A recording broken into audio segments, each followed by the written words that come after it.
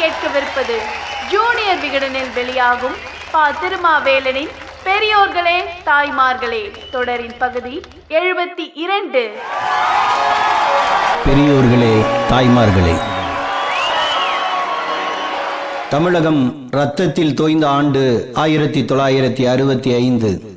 இனத்தின் விழியா மொழியை காக்க உயிராம் உயிரை தந்த ஆண்டு. நம்பிக்கையின்மையால் ஏற்பட்ட பயங்கர சிக்கலில் சென்னை இரத்த தடாகத்தில் குதித்து எழுந்தது.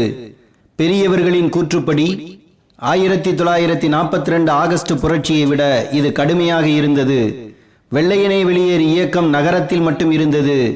மொழி கிளர்ச்சி நகர எல்லையை தாண்டி கிராமத்துக்கும் பரவியது என்று அன்று ஸ்டேட்ஸ்மன் பத்திரிகை எழுதியது. 1965 ஜனவரி 25ஆம் நாள் முதல் மார்ச் 15 வரை 50 நாட்கள் தமிழகம் அனலாய் அச்சம் தரத்தக்க மாநிலமாய் மாறிப்போனது. தமிழகத்தில் அப்போது இருந்த 33,000 காவலர்கள் போதாது என்று ஆந்திரா, கேரளா, மத்திய பிரதேசம், மகாராஷ்டிரா ஆகிய மாநிலங்களில் இருந்து காவலர்கள் வரவழைக்கப்பட்டார்கள். இவையும் போதாது என்பதால் 5,000 இராணுவ வீரர்கள் வந்தார்கள்.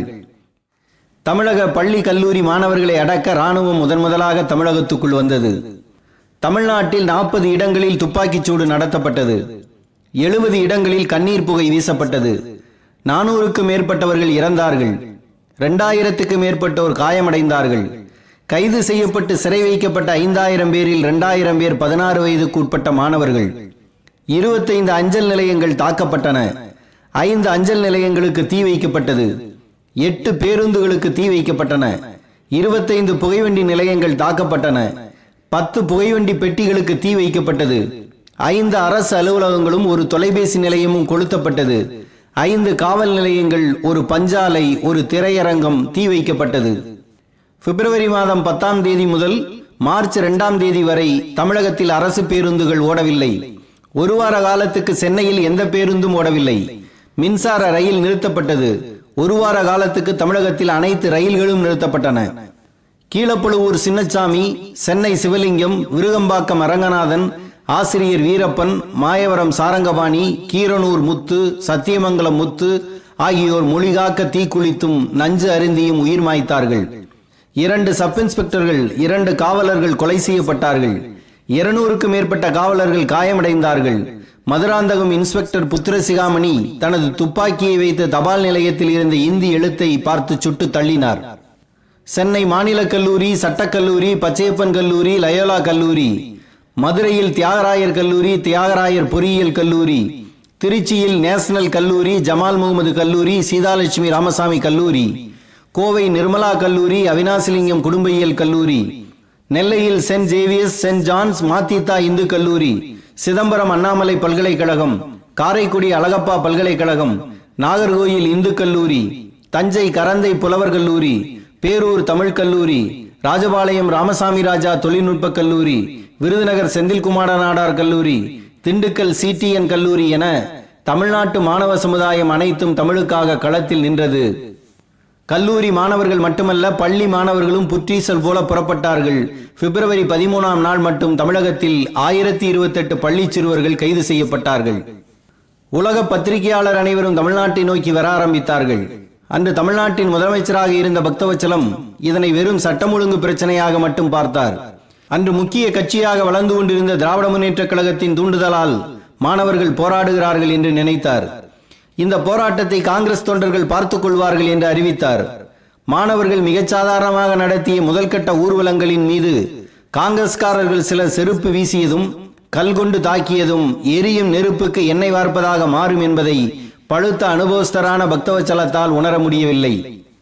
அது திமுக நடத்திய போராட்டம் அல்ல. பிப்ரவரி 6ஆம் தேதி இந்தி எதிர்ப்பு போராட்ட மாணவர் தலைவர்களை அழைத்து பேசிய அண்ணா, போராட்டம் எல்லை மீறி போய்கொண்டிருக்கிறது, எனவே போராட்டத்தை நிறுத்துங்கள் என்று கேட்டுக்கொண்டார். இதனை மாணவர் தலைவர்கள் ஏற்கவில்லை. அண்ணா சொன்னதற்கு பிறகுதான் போராட்டமே தீவிரம் பெற்றது. போராட்டத்தை முன்னெடுத்த தஞ்சை எல் கணேசனும் விருதுநகர் சீனிவாசனும் தான் திமுகவை சேர்ந்தவர்கள்.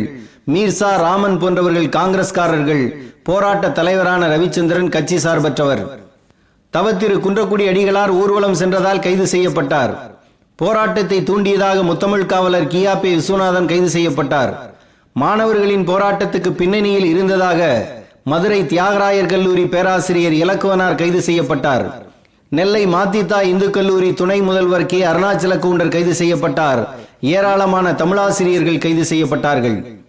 1937ஆம் ஆண்டு தமிழகத்தில் இந்தியை புகுத்தி கொந்தளிப்பை தொடங்கி வைத்த மூதறிஞர் ராஜாஜி 1965 இந்தி திணிப்பு எதிர்ப்பு போராட்டத்தை ஆதரிக்கும் அணியில் இருந்தார். திருச்சியில் நடந்த இந்தி எதிர்ப்பு மாநாட்டில் பேசிய ராஜாஜி, வடநாட்டவர் கையில் உள்ள மத்திய அரசு இந்தியை மட்டும் ஆட்சி மொழியாக்குவதை தொடர்ந்து அமல் செய்தால் இந்திய துணைக்கண்டம் 15 பகுதிகளாக தனித்து பிரிந்துவிடும். இதுவரை எனக்கு பிரிவினை எண்ணம் துளிர்விடவில்லை.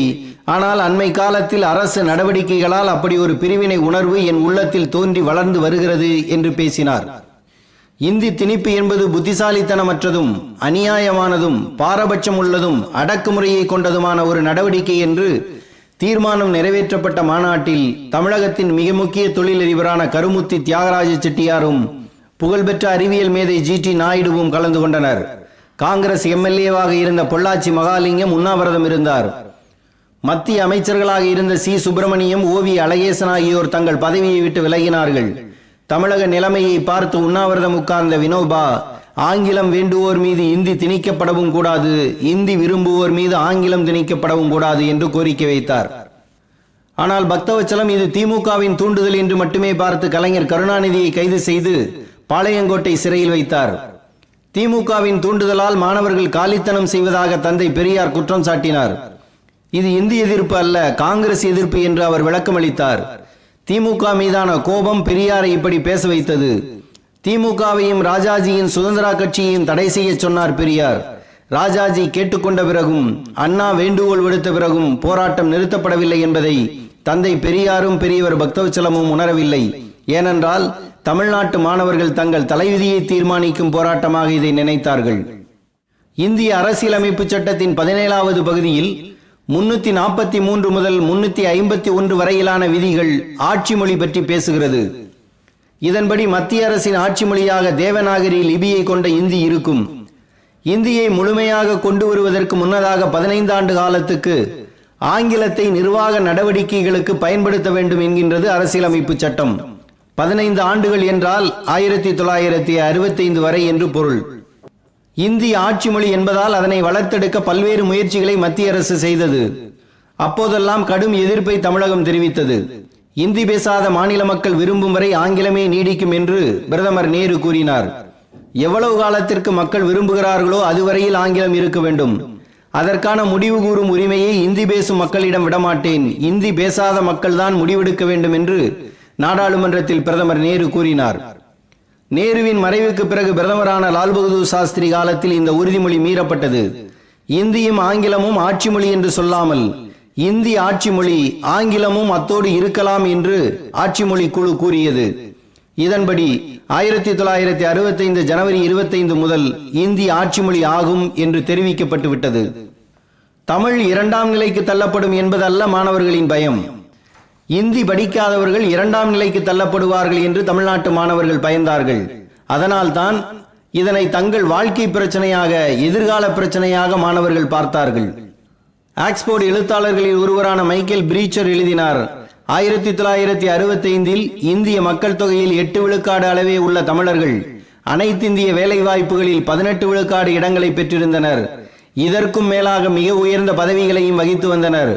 இவ்வளவும் ஆங்கிலத்தில் அவர்களுக்குள்ள திறமையினால் கிடைத்தது. இந்தி ஆட்சி மொழியானதால் ஆங்கிலம் படித்த தமிழர்களின் எதிர்காலம் கேள்விக்குறியாக மாறியிருந்தது என்று எழுதினார். இந்தி பேசும் மாநிலத்தவர்கள் தமிழ்நாட்டுக்கு வேலை தேடி வருவதையும் உலகம் முழுக்க சென்று தமிழர்கள் வேலை வாய்ப்பை பெறுவதையும் ஒப்பிட்டு பார்த்தால் இந்தி திணிப்பு எதிர்ப்பு தியாகிகளின் தியாகத்தை உணரலாம்.